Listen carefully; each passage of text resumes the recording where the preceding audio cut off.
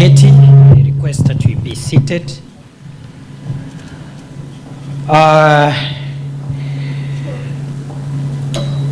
First of all, Professor Mugendi and your team here, pongezi for making Embu University the best performing university and the best performing parastatal in terms of governance in Kenya, and for consistently leading in matters good governance for 10 years. Pongezi.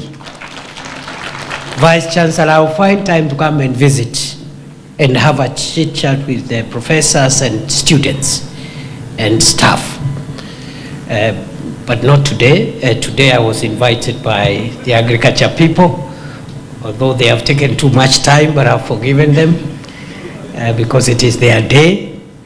I'll only make a request because we have other events in other counties today, 2 other different events in 2 different counties, and we have other meetings in Nairobi in the evening. I'll make my remarks and then I'll request the colleagues who have just come. I will leave my brother CS Roko here to introduce them so that they can greet people, but I have to leave. So CS Roko, you will finish for me.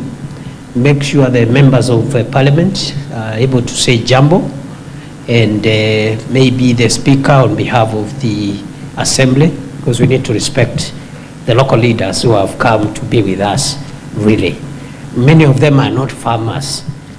Even if they are farmers, they are not macadamia farmers. But they are our leaders, and they are here because they want to express solidarity with macadamia farmers. So CS Roko, once I finish, the program continues. You come, make your remarks, and then you finish the introduction of the leaders, then you hand over the meeting to PS Rono and the team. Let me also say, before I say a few formal remarks, that I'm happy to be back. I was here a few days ago, and I'm always here. Sometimes it's never even publicized when I'm here, because this is home. So I pass here on my way to Tharaka Nithi, on my way to Nairobi, almost every week. Sometimes I stop to take tea, some other time. Yeah, so I was here decently, and thank you, Deputy Governor, for telling me that you really don't mind my many visits, and I have not started them when I became Deputy President, because my neighborhood is just here, so we've been passing through Embu and stopping in Embu for many years. And allow me to say, I know there have been some issues around Moka, about Moka, and there has been some attempt to remove Moka from the schedule to the Crops Act and the regulations under the Crops Act. I want to thank the leaders, the elected leaders of Embu County, because they have been very persistent and have been together seeking for a solution from government and intervention so that we don't destroy that value chain of Moka, which is grown in the lower part of this county. I want to thank all of them, the MCAs, the members of parliament from Embu, Waziri Roko, who is the immediate MP from Bere North, the governor, the DG, everybody has been very, very focused on this issue. We've had some engagements, and I'm happy to report this morning that the sponsor of the intended legislation, which would have affected Moka, has agreed graciously to drop that legislative proposal. And for the avoidance of doubt, the credit must go to the leaders of Embu County, from the governor, the senator, the members of parliament, the MCAs. They have been on my back, on my neck, on my phone, everywhere. And I want to report that they have done a good job. We've had a discussion, The Honorable Owen Bayer, who is a colleague of ours, has agreed that in the interest of the country's collective interest, he will drop that proposal, and the proposal had gone to first reading. So it was not a joke. It was not supposed to be a gimmick. It was a serious thing. It had gone through first reading, but we'll find ways within the parliamentary procedures to have that matter dropped, since it is a private member's business owned by a private member. It's not a government bill. So please, Moka farmers, relax. We have your back. And your leader has got your back. I thought I should share that good news. The other things my brother was talking about, DG Mugo, Kinywa Mugo, they are neither here nor there. Because I don't think there's anybody who knows me or who knows the friendships and the ties between me and the people and leaders of Embu, who could imagine there could be the slightest issue between us and any leader from Embu or any person from Embu, because this is home. So there is no cause of alarm. I saw there were some politicians trying to create problems, and there are no problems. And to demonstrate there are no problems, apart from what DG has said, I bring you greetings from my sister, Ses Mbaride, the governor of Embu County. She could not be with us because the president has called another meeting at 2 o'clock in State House on livestock vaccination with all governors. That's where she is. She could not be here and be back before 2. And that's why the Minister also for Agriculture is not here, because he's supposed to be in that meeting. Other than that, we are doing very well. And she will come and say that herself from here, so there's no problem. Having said that, let me now talk about Macadamia, then I ask to be allowed to leave. I am honored to join you today at this first ever National Macadamia Conference here in Embu County, one of our leading macadamia producing counties.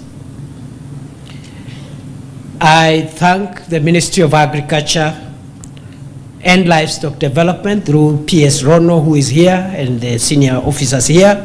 I want to thank you and the macadamia industry for putting together this, and particularly theming this conference to be farmer-centric, because the farmer is a fulcrum for agricultural productivity and progress, and therefore the theming of this first national conference is quite apt. Thank you also for bringing other stakeholders to come and show solidarity with our farmers, growers, agronomists, financiers, processors, marketers, all of them. Their scale, tenacity, and drive has taken this industry from strength to strength and put macadamia farming in this country on the global stage. I think we are about number 3 or 4, maybe number 4 in the world, 2 in Africa, in terms of production of this crop. This conference comes at a time when we are undertaking deliberate reforms in agriculture as the Kenya Kwanza administration. Why? Because 2/3 of Kenyans derive either all their income or part of their income from agriculture. And that's why Kenya Kwanza administration has agriculture as one of the pillars for transforming this country from the bottom up. We have therefore set forth ambitious objectives aimed at catalyzing transformation and inclusive growth. And our reforms as government are farmer-centric, just like this conference, focused on reducing the cost of food, increasing agricultural value addition, and bringing higher earnings for farmers. Allow me therefore just to make very broad interventions we've done in agriculture before I talk about macadamia, which is the theme of this conference. One of the things that we have assured as a way of guaranteeing food security and revitalizing agriculture has been to undertake a very ambitious program of farmer registration. We have registered 6.4 all manner of crops, the acreage, what they do, their income levels. And that farmer registration is ongoing because we believe there are more farmers who are yet to be registered. And it has helped us in our planning for this sector. So that process of farmer registration is one of the interventions we started with. Number two, we started very early with the national program for distribution of subsidized fertilizer. In 2022, when this government took over, the cost of fertilizer was somewhere between 7,000 and 7,500 per bag of 50 kilograms. We used government resources to bring that cost down. And this is fertilizer for all crops to 2,500. That subsidized fertilizer program, certified seeds, and favorable weather are the three factors that are responsible to some of these changes we've seen in the growth of our agricultural sector. Of course, we've had other interventions specific to certain crops, like the Coffee Advanced Cherry Fund, which we brought from 2 billion shillings to 7 billion shillings, and that again has had its effect, and the effect is showing even as we speak as one of the things that have catapulted coffee prices threefolds, fourfolds into highs never realized in the last 35 years. We therefore are on course of revitalizing agriculture. There is a lot that needs to be done, especially in the livestock, the dairy and livestock sector. And we are also aware that because of climate change, as some of the speakers have said, we are experiencing unpredictable weather, and that is disrupting our productivity of both the crops and also the livestock sector. We've had crop failure, we've had livestock deaths because of harsh weather.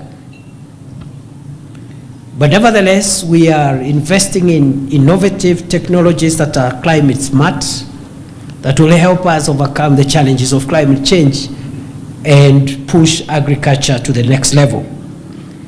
What have we been able to achieve so far? Already, we've distributed 14.7 million bags of fertilizer between 2022 and now. Last year alone, we distributed 5 million bags of planting fertilizer and 2.8 million bags of top dressing fertilizer. That was last year, and that has helped us to bring down the cost of fertilizer. As I've said, it has also given us food security. This year we intend to distribute 12.5 million bags of planting and top dressing fertilizer.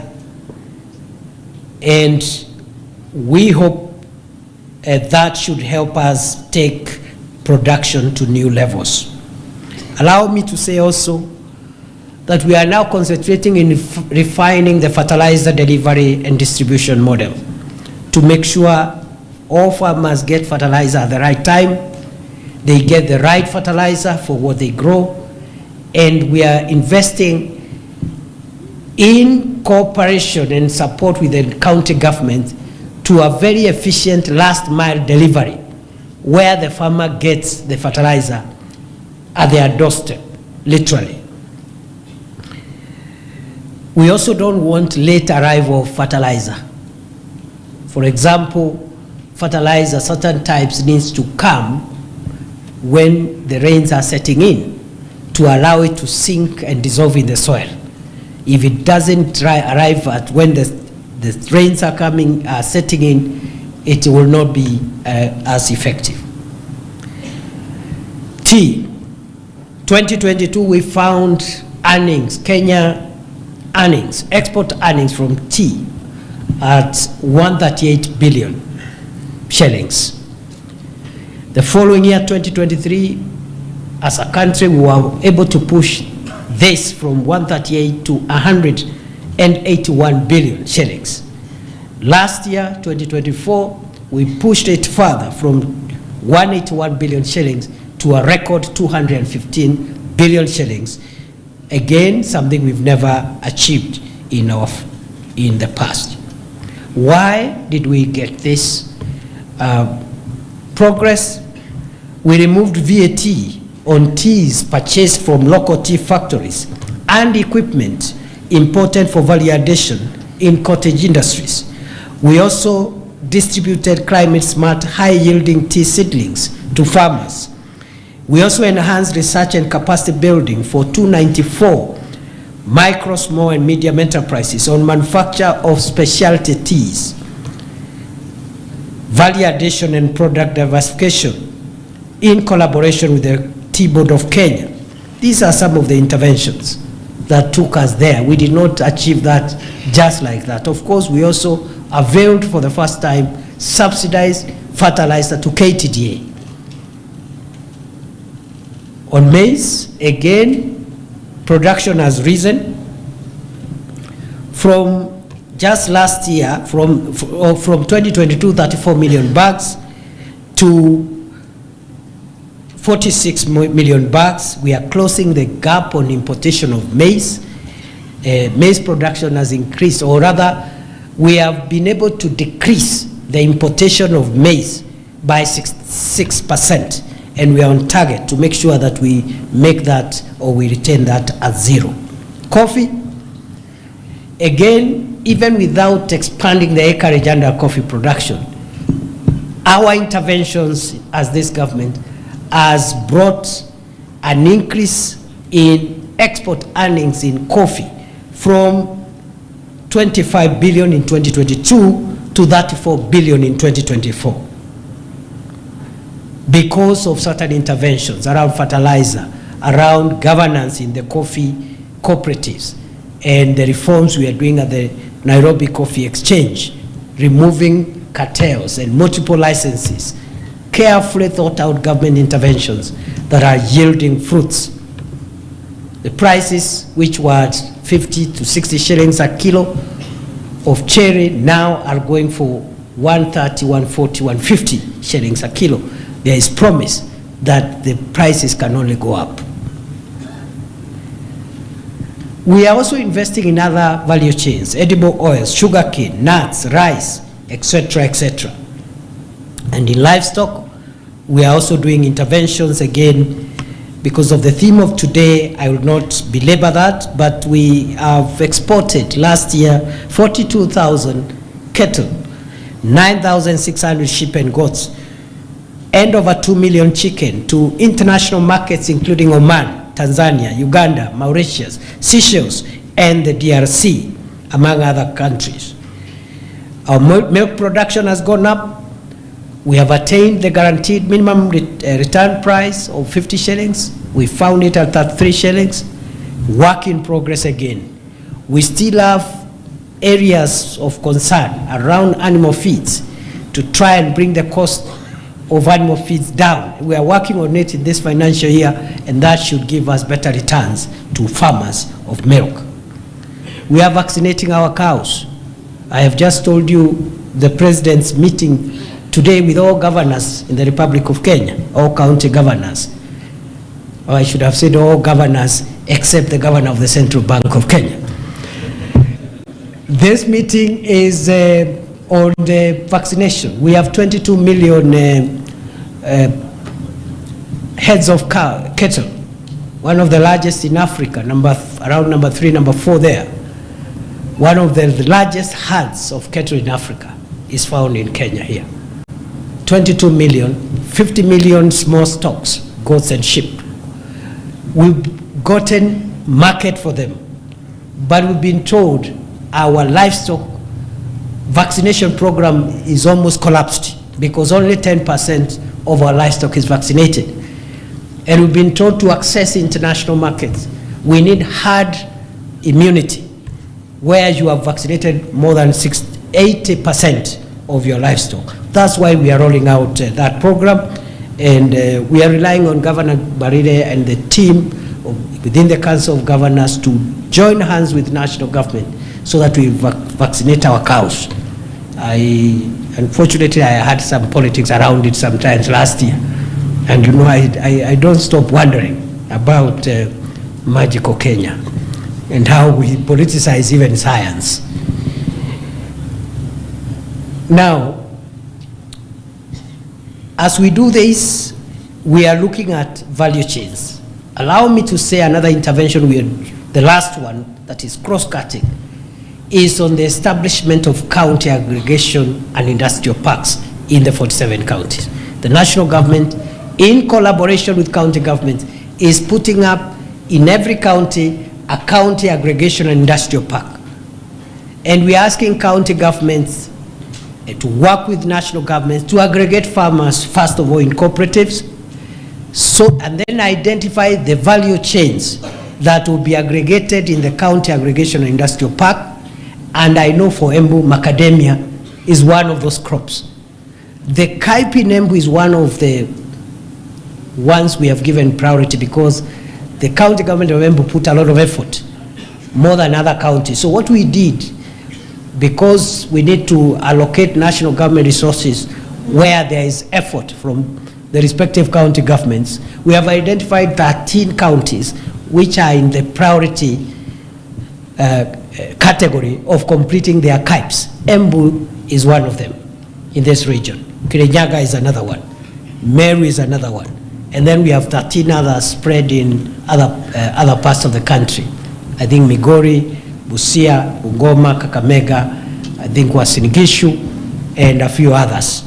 Those 13 KIPES will be completed and will be operational by 31st December this year. We will go out of our way, and I'm the one who chairs that intergovernmental effort on behalf of the President. We will make sure it happens, because that is the first step towards value addition and taking agriculture to the next level. So I think there are about 4 or 5 crops here in Embu County which have been identified through public participation to be aggregated at the Embu KIPE. One of them is Macadamia. And we want to add value here, aggregate and add value. So we are working on the enabler facilities to take to the KIPE, like water, electricity, and ICT, and roads. And that's why I'm chairing that effort to make sure that by that 1st of December this year, at least 13 counties in Kenya will have completed and operational KIPES, which His Excellency the President can come and commission. Next year we'll pick on another cohort, let's say of 15 or so. And gradually we are going to make Kenya take the first step towards manufacturing and industrialization and value addition through the Kenya Kwanza Manifesto on one county or on one KIPE per county in the next 2 years. So, good people, I hope Macadamia farmers and stakeholders are ready to optimize the Embu KIPE and aggregate so that Macadamia becomes one of the products to be aggregated for value addition at the Embu KIPE towards the end of the year. We also like this idea of bringing stakeholders together, farmers and processors and everyone in between, and government, both national and county. This is the way to go, because the future is going to be defined by partnerships, technology, and people. 3 things that will define the 22nd century. It is partnerships, technology, and people. If we get those 3 things right, we will take Kenya, Africa to the next level, and will make Kenya play a greater role in the world than it is playing today. Kenya is the 4th largest producer of macadamia in the world and 2nd in Africa, thanks to our favorable climate and growing investment in processing. We have over 200,000 smallholder farmers actively growing macadamia across the country, contributing to household incomes and the economy. The subsector is supported by 40 processing companies, more than 40 processing companies, many of them based in rural areas, and many of them are creating jobs for youths and women, which is an important national development agenda. You've already seen the young people here. I am very happy to see young people passionate about farming and deliberate and so energized. And I want to request DG that the county government of Embu should support these young people. And as you see how to support these young people, some of whom have spoken here, let us know. Some of us would also want to lend our hand to support these young people, because these are the billionaires of tomorrow. These are the people who will take over from where the founders of macadamia farming, the people like Peter Munga and Pius Ngugi, these are the new generation, titans of this industry, and we really want to be part of your success, good people. Now, I really don't want to bother you with so many things. I just want to commend the Ministry of Livestock, of Agriculture and Livestock Development. I know we have interventions we are making in the next phase of our transformation of this macadamia value chain around seedling support, expansion of market through promotional activities, through enforcement of the regulatory framework. We are not going to allow the export from Kenya of in-shell macadamia unprocessed. We will not allow. We catch you, we put you in jail. Let us value add, because once value addition takes place, the prices just multiply tenfold, the value, the return. And therefore, we are not going to renege on this policy. We'll be very firm. Trust you me, we will enforce this policy. At least you can trust a former interior minister when they assure you that there will be enforcement. We will make sure that we have caught a few. We just intercepted some characters just last week, Alpha and our enforcement teams, and we are going to be very vigilant. We cannot allow Kenyan farmers to be exploited, and we cannot export our precious macadamia commodities at throwaway prices. We are also, I'm also aware the county government of Embu and other counties, county governments where macadamia is grown are also doing their part, as the DG has already said on behalf of the governor, and therefore this should be a collaborative approach. We need more concerted effort. We have a gap around extension facilities, extension services to farmers. One of the key enablers for transformation of agriculture is extension services. And between us and county government, the national government and county government should find a way to ensure that macadamia farmers get quality, timely extension services. We are working on budgetary support to our national government departments, that's in agriculture and AFA, to make sure they have enough resources to play this role. Now, I think let me leave it there for now. I just thought I should say a few things. The other things I can say some other time, because I am a frequent visitor. And not just a frequent visitor. As I said, Embu is home. And there is nobody who is disputing that. If anybody is disputing, let me know. So I am very happy to see all of you. I'll come back again, Professor Mugendi. I have a date with the university. I really need to come and learn the best practices that you and your team have put here to make Embu University consistently a leading university, a leading parastatal matters governor. The political leaders of Embu, you have my full support, not just on Macadamia and Moka, on anything. And the cry of your people is my cry as well. And not just Embu or the other counties across Kenya, because we have one country and we owe each other mutual solidarity. I want to thank you once more, and with those very many remarks, appreciate your time. I will now ask, you know, we are bottom-up people, but because of the complicated nature and the busy schedule that all of us have across the country, sometimes we do something called trickle down. So I'm going to ask the Minister for Public Service, who is, you know, traditionally he should have spoken before me. But those are old things. Those are old things, because if we go that route, we will be in one event the whole day, isn't it? So the one